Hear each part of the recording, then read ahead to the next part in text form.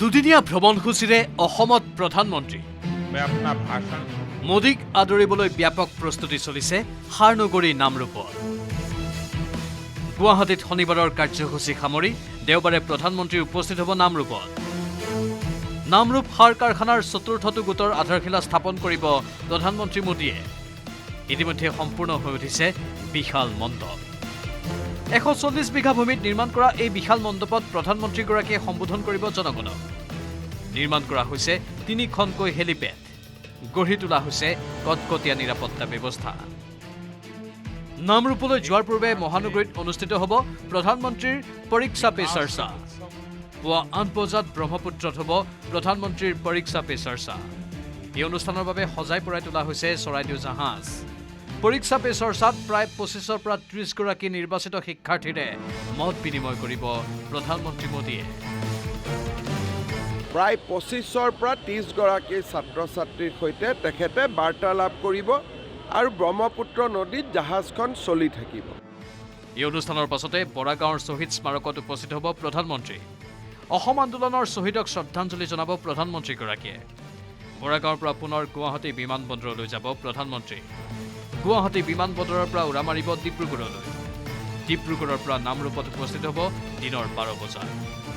নামৰূপ সাৰ কাৰখানাৰ নতুন প্ৰকল্পৰ আধাৰশিলা স্থাপন কৰি নামৰূপৰ পৰা পুনৰ ডিব্ৰুগড়লৈ উভতি উৰা মাৰিব দিল্লীলৈ। News desk, news 18, Assam north east.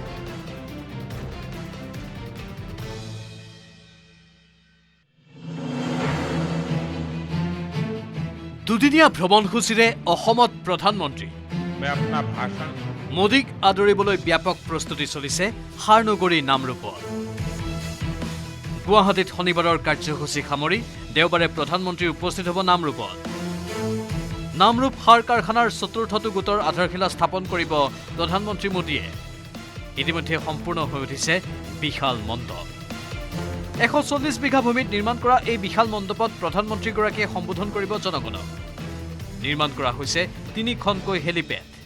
গঢ়ি তোলা হৈছে কটকটীয়া নিৰাপত্তা ব্যৱস্থা। নামৰূপলৈ যোৱাৰ পূৰ্বে মহানগৰীত অনুষ্ঠিত হ'ব প্ৰধানমন্ত্ৰীৰ পৰীক্ষা পে চৰ্চা। পুৱা 8 বজাত ব্ৰহ্মপুত্ৰত হ'ব প্ৰধানমন্ত্ৰীৰ পৰীক্ষা পে চৰ্চা। এই অনুষ্ঠানৰ বাবে সজাই পৰাই তোলা হৈছে চৰাইদেউ জাহাজ।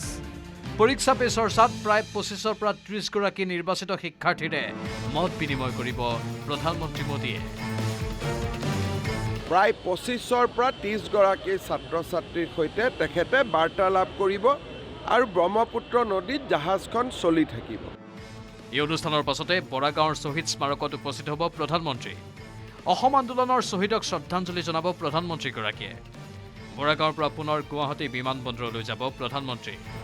গুৱাহাটী বিমানবন্দৰৰ পৰা উৰা মাৰিব ডিব্ৰুগড়লৈ। ডিব্ৰুগড়ৰ পৰা নামৰূপত উপস্থিত হ'ব দিনৰ 12 বজাত। নামৰূপ সাৰ কাৰখানাৰ নতুন প্ৰকল্পৰ আধাৰশিলা স্থাপন কৰি নামৰূপৰ পৰা পুনৰ ডিব্ৰুগড়লৈ উভতি উৰা মাৰিব দিল্লীলৈ। News desk, news 18, Assam north east.